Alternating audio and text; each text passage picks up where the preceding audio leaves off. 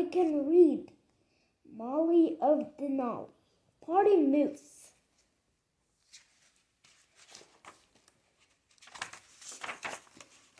Hey everyone, it's Molly. Today I have a surprise for my friend Nina. It's Nina's birthday. I made her a party box filled with noisemakers, hats, and horns.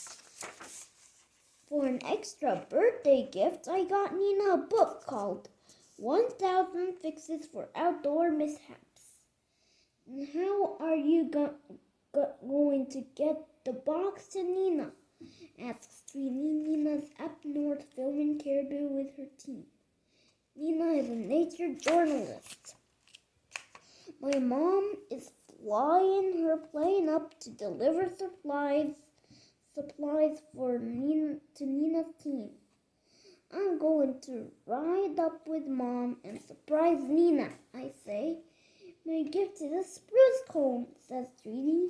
I made a whistle out of wood, says Tweety. It's super loud. I put the gifts in the box. It's almost time to leave. A little later, Mom and I take off.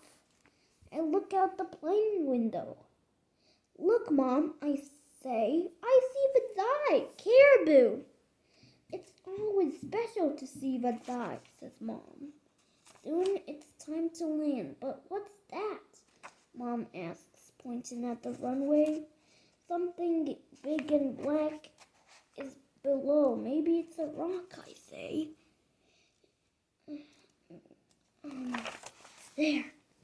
I take out binoculars for a closer look. It's a gigantic moose, I shout. He's eating something. I'll circle the runway. The noise will scare him off, Mom says. But the moose ignores the airplane. He's eating berries off the bush. He doesn't want to move. I call Nina and ask if her team can come to the runway to help us. Mom says, don't say I'm here. I say, it's supposed to be a surprise. Mom promises not to say a word. Nina and her team come right away. Shoo, Moose, they all yell. The moose moves, but only one bush over. He is still on the runway. Nina calls Mom. We're not sure what else to do. He's not budging. Nina says, if I can't land in 10 minutes, I'll have to turn around, says Mom. I need plenty of gas to get home. If the moose won't leave, Mom will have to airdrop supplies. That means Mom drops supplies while the plane is in the air. But what about my big surprise? There must be something we can do, I say. I unwrap Nina's birthday gift, the book called 1000 Fixes for Outdoor Mishaps. Maybe there is a fix for getting a moose to move. I check the book index for the word moose. There's a chapter about how to safely move a moose. That's what we need, I say. I flip to the right page. How to move a moose. Make a ruckus from a safe distance. I look at the picture in the book of people making noise. Ruckus must mean noise. Nina's shouting hadn't been loud enough. My party box is full of noise, I say. Can we drop it for Nina? My mom calls Nina to tell her the plan. Molly remembered my birthday, Nina says. When she sees the box, she takes out the noisemakers. Nina and her team start to make lots and lots of noise. Nina even uses the wooden whistle that Tui made for her. It makes a very loud sound. The sound startles the moose. The moose runs back into the wild. everyone cheers. When the plane lands safely, I hide in the back behind the cargo. Good job, Nina says. All thanks to you, Nina, says Mom, and a certain other person. I jump out from the plane. Surprise, I yell. Nina looks so happy she could cry. He gives me a big hug. It is time to celebrate. Everyone sing the song. Happy birthday to you. Happy birthday to you. Almost missed it, but our Molly came through. There. Okay, let's go to the guide. Molly's guide on how to make your own party box. A party box is exactly what it sounds like. All the items you need to have an awesome party right in the box. Party boxes are a great way to celebrate birthdays and other special occasions. That's because when you open a party box, the party comes to you. Here's how to make one. First, grab a box.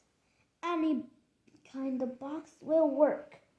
It just needs to be big enough to hold all of your party items. Next, decorate your box. You can use stickers, markers, glitter, and bells. Fill up the box with party supplies like streamers, balloons, and party hats. Next, add noisemakers to the party box. It's just not a party box. It's not just a party without lots of ways to celebrate and make some noise. If you are giving your party box to someone to celebrate a special occasion, you might want to add an extra special gift just for them. A handmade card or a gift that you found in nature, in a good way to let the person know how much you care. Top it off with confetti. A party box isn't complete without confetti. Most important, have lots and lots of fun making it.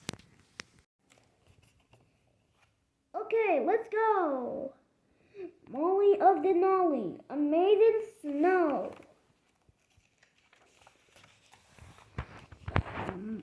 Hey everyone, it's me, Molly, and my friends Tui and Trini. We live in Kaya, Alaska. Last night there was a huge blizzard. School's closed today. So my friends and I are playing basketball. And I'm taking video. Tui tries to block Trini from shooting the basketball. When Trini makes her shot, the ball goes up through the net, backward, and lands onto the roof of the school. Oh no! Kaboom! Suddenly the school roof caves in. Trini asks, "Did I just break the roof?" Trini asks. "It broke from all the weight of all the snow." "From the weight of all the snow, I say." "Let's go tell someone," says Tui. We go to the tribal hall and tell everyone what happened. There's a hole in the school roof and no money to fix it. We have to come up with some cash or the snow day turns into a snow year. Let's have a carnival, I suggest, with all sorts of carnival-y stuff, like snowshoe races, fill-in and hot chocolate, and a blanket toss contest. Says Trini. The blanket toss is a traditional Inupiat game. Everyone loves the idea. This fundraiser will be a fundraiser. Everyone has a lot of work to do and to get ready for the carnival. My mom is setting up a new chili cook-off. My grandpa is polishing the trophy for the blanket toss. All this snow gives me an idea. Let's make a snow maze, I say to Tui. I like it, Tui says. Let's start building, I say. I'm excited to get started. You can't just build a maze, says Tui. We need a plan first. Let's draw out a map of what we want the maze to look at. Like, how is it gonna look like? Back at my house, Tui works on drawing the map while I research famous mazes. Look at this one, I say, showing Tui my computer. It's got twists and turns and dead ends. And check this one out, I say. It's the world's largest snow maze. In Poland, it has high walls, so you can't see where you are. Tui quickly adds all our great ideas to the map. This is going to be the best snow maze ever! After we have finished our map, it's time to build the maze. Good thing our town has a snowplow. We use walkie-talkies to communicate. Okay, boss, tell me where to turn, says my dad. Tui and I consult the map. Stickers! There's a sticker there. And Dad turns left and clunk! We've got a problem. There's a big rock in the way of where one of our paths is supposed to be. My map is all wrong now. The rock is in the way of all these paths, says Tui. Don't worry, I say. We can fix the map later. Dad moves his snowplow around the rock so we could keep building the maze. When we finally finish, the maze looks fantastic. Yes! Now let's go warm up with some hot chocolate, I say. It's carnival day. Everyone is ready for fill-in and jig dancing, the blanket toss contest, and especially our amazing maze. My dog Suki helps Tui and me watch our station. Koyana, Tui says to our maze customers, which means thank you in the Yupik language. Enjoy the maze. Maze time, Trini says, coming up to us. I thought you wanted to do the blanket toss, I say. This will only take 10 minutes. I'm great at mazes, Trini says. My dad agrees to watch the maze, so Tui and I get to explore the rest of the carnival. There's so much to see. Wow, there's so much to see. When they get back to the maze, we hear a shout. Help! Trini yells from inside the maze. I can't find my way out! We'll get you out, Tui says. Stay where you are! Tui enters the maze. Trini, he calls. Tui, she calls back. Tui uses the map and the sound of Trini's voice to find her. Yay! Let's get out of here! The blanket toss is started, Trini says. Tui looks at the map again. There's a dead end where the path's supposed to be. Uh-oh, Tui says. We forgot to fix the map after that rock got in the way. I need to think fast. Just then, I get an idea. Suki can find anything. Tui, call Suki's name. I yell from outside the maze. Suki! Tui calls. Suki bolts into the maze. Suki finds Tui and Trini right away. Tui and Trini hug and pat Suki. Good dog. Lead the way back, girl. Tui says. Suki turns and runs back through the maze.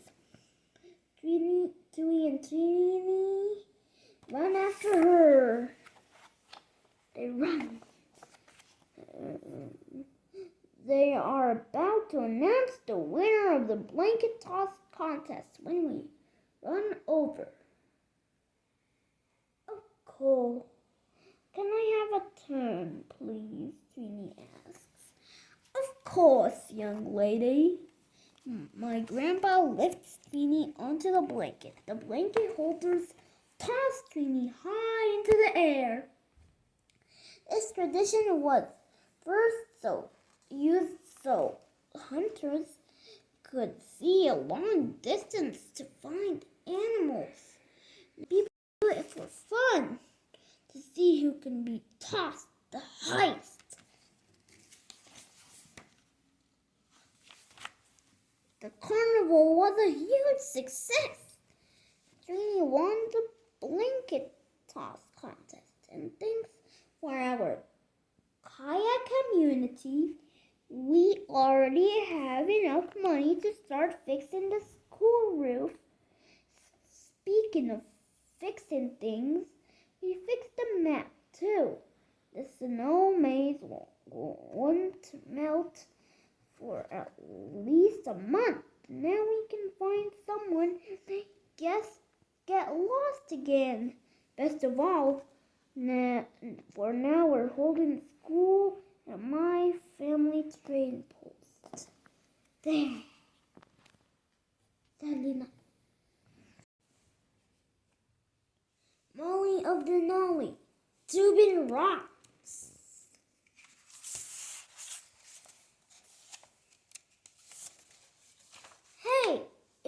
Hey there. It's Molly. Tui, Trini, and I are skipping rocks down by the lake. Nice skip, Tui, I say. Thanks, Tui. It's all about the rock. I noticed the rock in Tui's hand. Hey, that's an agate, I say, like the ones we sell at the trading post. Just then we hear a sound. Woo-hoo! We all look up to see a speedboat cruising across the lake. The speedboat is pulling some people on an inflatable tube. It looks like so much fun. I hope we had a tube like that. I say, my dad will pull us in his boat for sure. Back at home, Mom arrives in her birch plane with new items to sell at the trading post. She takes out an inflatable tube out of the plane. It's the same kind of tube we saw at the lake. It's like a dream come true. A dream tube. A dream tube? There's no dream tubes. That's just a magical tube and that's it. But the tube is not for us. Dad brings it inside the trading post and adds a price tag. That is one spectacular tube, Dad says. It'll sell in no time. Our dream tube is for sale? Trini asks. Maybe we can buy it, I say. Anybody got any raw money? Where's the Lara? We check out our pockets. We have $5.65. But the tube is $150. No way! Just then, Auntie Midge walks into the trading post and spots the tube. Whoa! Look at that tube. My grandnephews will love it. Maybe I'll come back for it later. Oh no! Only if we can buy it, says Trini.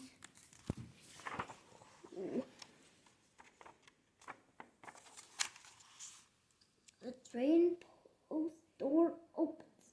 It is a tourist. He walks over to see the rock display on our counter. Oh, how lovely. What are these agates? I tell her. I take that one. The tourist says he pays me $25 for my new agate. Wow, that's a lot of money for a new agate. I get an idea. Wait a minute. Agates! I pulled the agates we found this morning out of my pocket.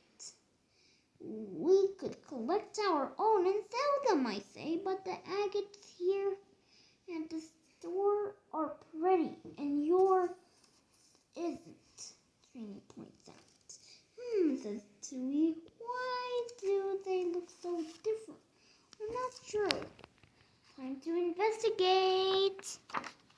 Okay.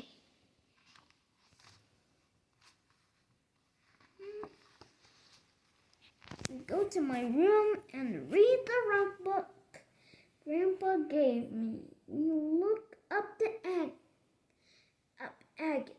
The book explains how to identify agates. It also says that when you polish agates, they become shiny.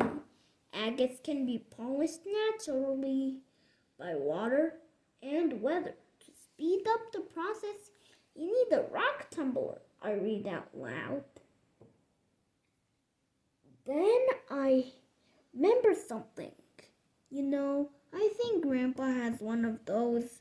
Let's go back to the lake, says Tui, and find some agates, adds Trini. Back at the lake, we fill up a whole bucket with agates. Who knew we had treasure right under our feet, says Tui. It's like we have a secret gift from a lake, I say. But see, lake, says Tui. Thank you, lake, says Trini. But before we leave, Trini notices a really big rock in the sand. Ooh, Trini says. You can be my lucky rock, she says. And she puts the rock in her pocket. For a whole week, we wait for the agates to finish polishing.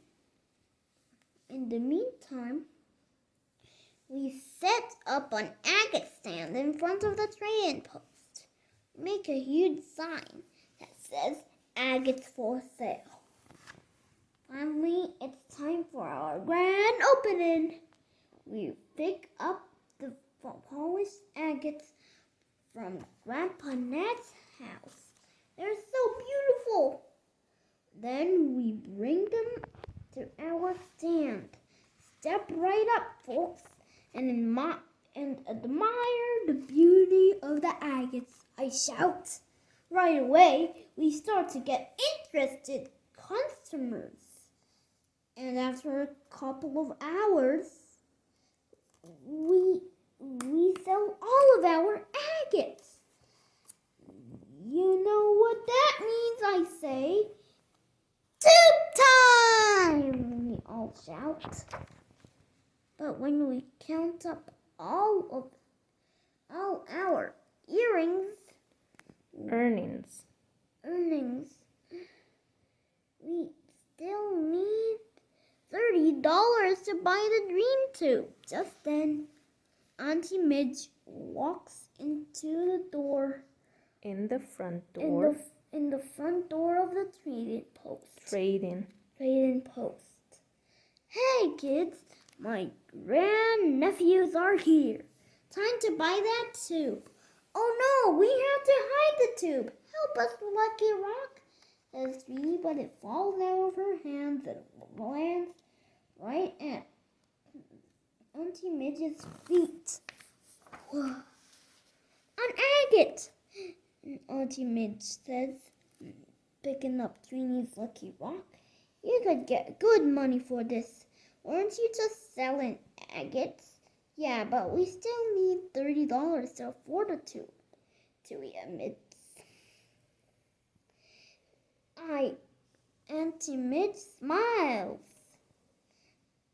Well, $30 is exactly what I would pay for this agate. Any chance it's for sale? Yes, shouts Trini. The dream tube is finally ours! Trini's agate saved the day. Later on, we take the dream tube out for a spin, and you'll never guess who wanted to take a ride on it with us. All done with the books of Molly of Denali.